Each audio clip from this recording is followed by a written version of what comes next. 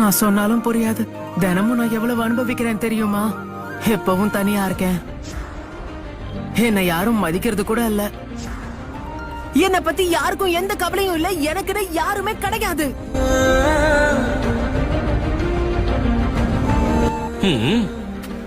இங்க எதுக்கு வந்த பொடி பயலே? போ இங்க இருந்து. இது நருட்டோ தானே? சரியான தொல்லை பிடிச்சவனா இருக்கு. இவன் வந்தாலே பிரச்சனை தான். சரியான தருதலை. இதோ இத பார்க்க தானே வந்த. சீக்கிரம் எடுத்துட்டு இங்க இருந்து ஓடி போயிடு. திரும்பவும் இந்த பக்கம் வராத. நிறுத்துங்க, தயவு செஞ்சு என்ன அப்படி பார்க்காதீங்க.